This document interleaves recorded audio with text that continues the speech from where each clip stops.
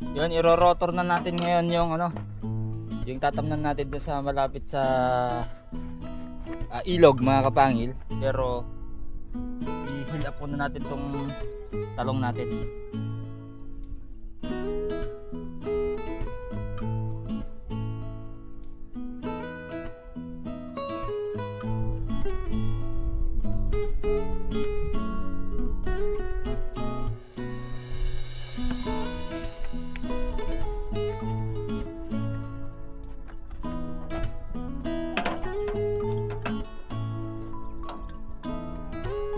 Check ng tubig. Dagdag tayo. Sana one click to kapangil. Aray ko. Wala na yung one click.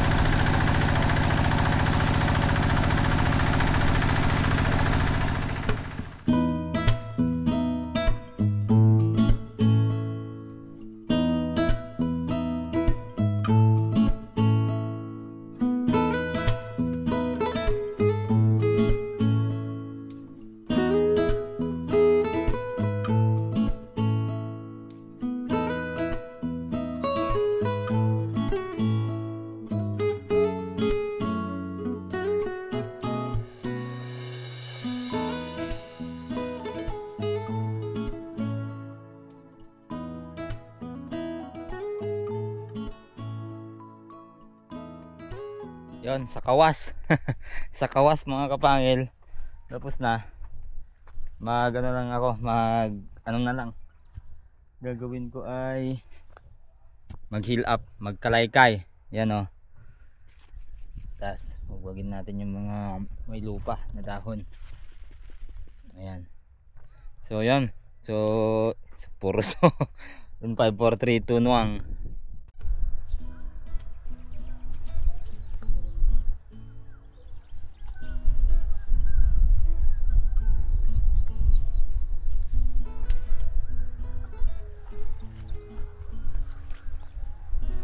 Ito siguro talong ang maganda sa organic ng kapangil. Kasi organic pa to eh.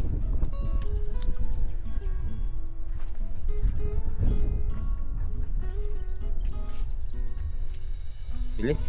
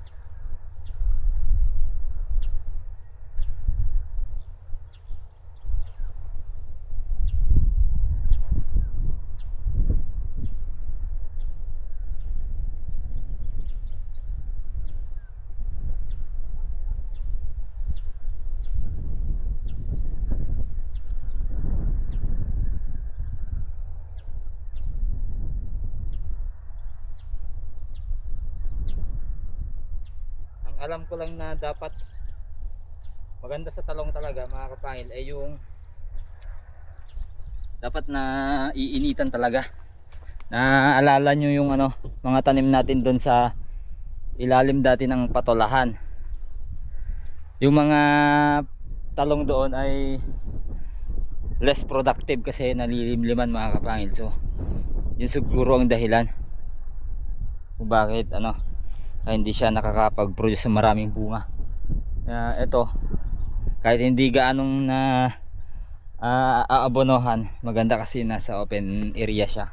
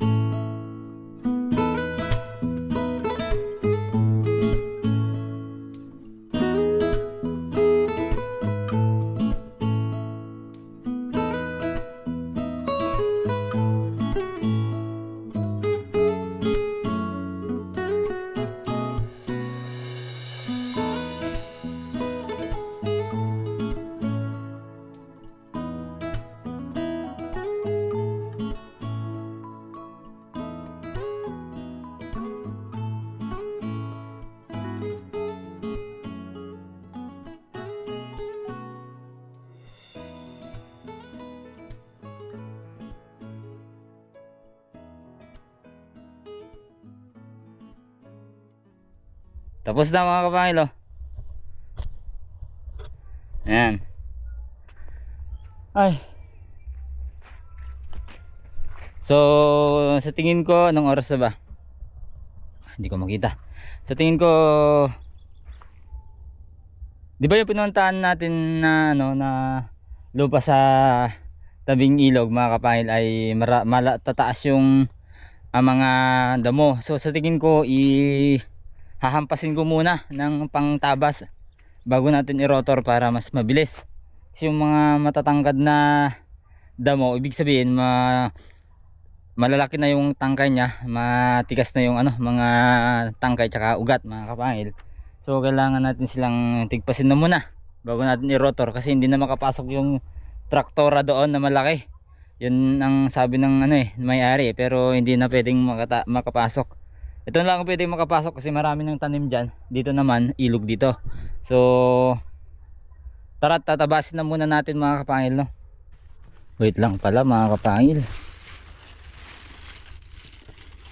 sasaglitin lang natin tong mga ano, mga bunga pa ng pipino. Nanti ko na din ulit makalimutan. Ano pala bukas? Market day pala.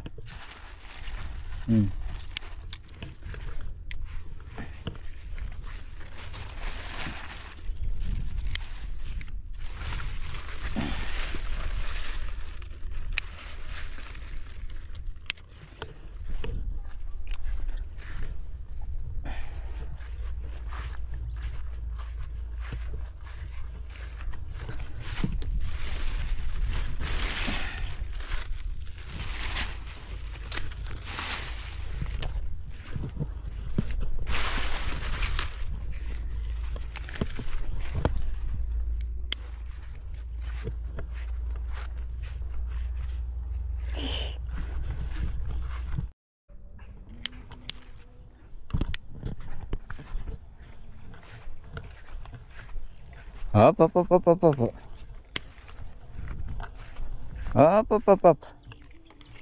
Mukhang mahina na. Mahina talaga mga kapangil. Mahina na. Magpa-performance na to mga kapangil eh. Pero at least may bunga pa. Yun ang maswerte tayo doon. Kahit 4 months na siya, mabunga pa rin. Nagdaan sa maraming hangin na malalakas, tapos sunod-sunod na ulan, tapos mahabang ulan. Yan ang naranasan ng patola na to, pero lumaban at nagbigay ng bunga. Ayan o.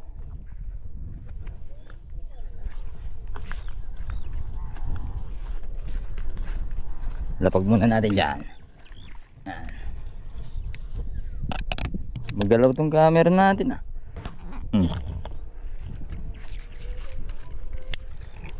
Okay. Yan, hindi ko na pinitasan ito, mga kapangil, na mga sitaw, kasi magiging binhi na lang natin yan. Tsaka ang dami na insekto, mga kapangil, pero itong bunga niya goods na goods pa rin. Yung mga dahon lang ang kinakainan, mga kapangil.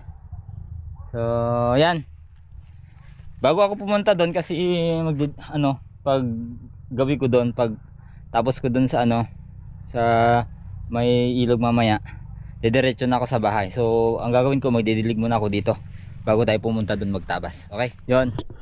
Medyo palapit na ako sa sa saging. Yun yung saging ito, resulta ng walang basal. Yan, ito yung mga resulta ng walang basal. Talagang kulang-kulang, mga kapangil, hindi nakalaki. Kaya yun, sabi ko nga, papahabulin natin. Ayan, papahabulin na natin yan.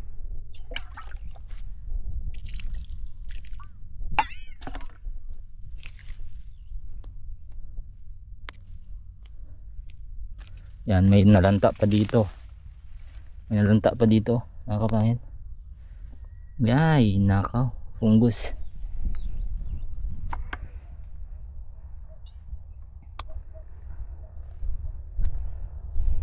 Yan, ito yung mga nahuli. Kaya pahabol hanggat kaya pa, hanggat hindi pa namumunga yung mga nauna. Yan.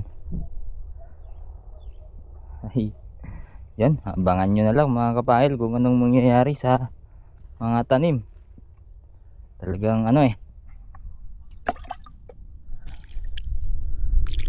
ang basehan ko kasi dati ng maganda sa purong organic, yung yung pakwan, napakaganda siya sa dito sa sa patola.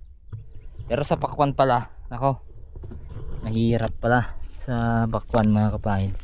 Mga hybrids palang, mga hybrid na mga pakwan, kailangan din ng talaga ng mga chemicals. Pero sabi ko nga, yun, para hindi masira yung lupa, combination.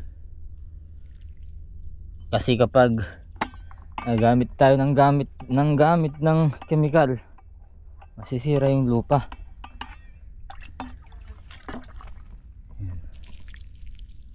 Yan siya, mga kapangil. Ang gagawin pa namin dito, kami ng organic mulching maglalagay pa kami yung dayami. Meron na pala nag-suggest nun, mga kapangil, nun. Yan gagawin natin, ang dahil yung mga viewers natin na solid, talagang concern sa mga tanim natin. Nagsasuggest sila ng mga dapat gawin, ideas na talagang tamang-tama, totoong-totoo. Tsaka mga dapat gawin sa mga tanim. Kung alin yung itatanim, tama yung lahat yung mga sinabi nyo, mga kapahil, no? God bless kayo. God bless sa inyo. Yung mayroon na maliit to. Maliit may maliit na palaka. Yan. Pero may organic pa rin to, mga kapangil. Itong halo dito sa natin, may organic yan. sa dinidilig ko.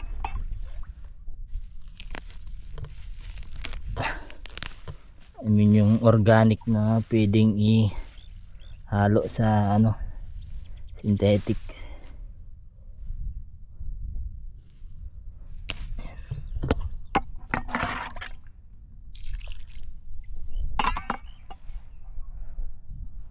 Okay. Yun, bago tayo lumarga dyan mga kapangil, pipitas muna ako ng sili. Pangulam namin ni Kakoks. Siling ano, to bell pepper oh. Yan. Yan. Ay, may mga uod oh, titignan nyo. Yan oh, uod. Uod. Uod. Dami. Daming uod. Yan ang patunay na hindi siya na-sprayan mga kapangil. Ito may uod sa loob oh. Yan. Air ice lang yan. Siya na yung nag-prune eh. Ayan oh, may uod sa loob. Yan ang patunay talaga na hindi na-sprayan. Yan oh. Okay. Ihaw to ang masarap dito mga kapangil. Ito oh, meron din oh, may uod din oh. Yan. Parang malalaki. Ito, maliliit pa lang mga kapangil. Titikman lang natin. Ay, titikman lang natin. Okay. Ito. Ano lang pala. 2, 4, 6, 7 lang. 7 lang mga kapangil. Yan, so aasahin ko lang muna yung pantabas. Tapos diretso na dun tayo sa ano, sa lupa dun sa ilog. Tara.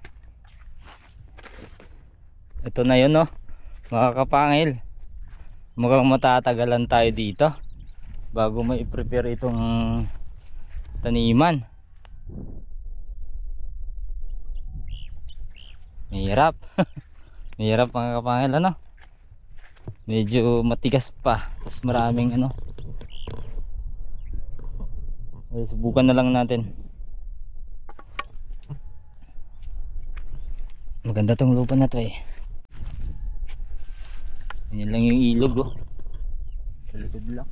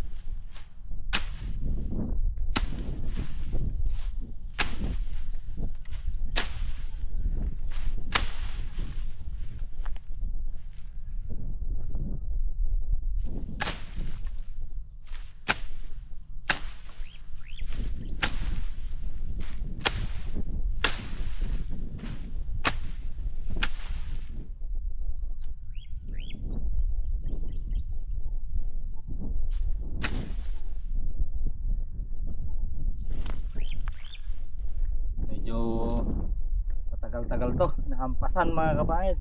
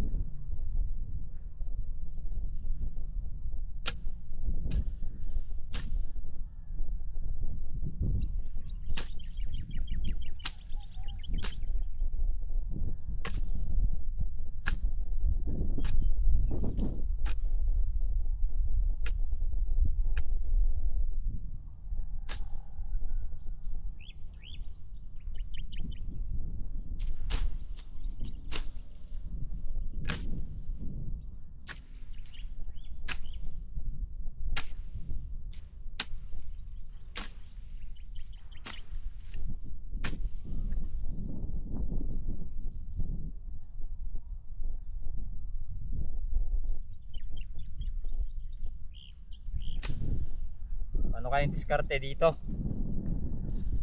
Kung ano, tatabasin natin tong malawak na to.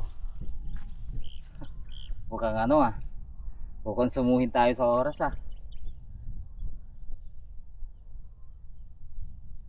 Paano kaya? Pwede namang yung tatamnan na lang yung tatabasan, kaso nga lang masyado nang malalaki itong ano, ay damo.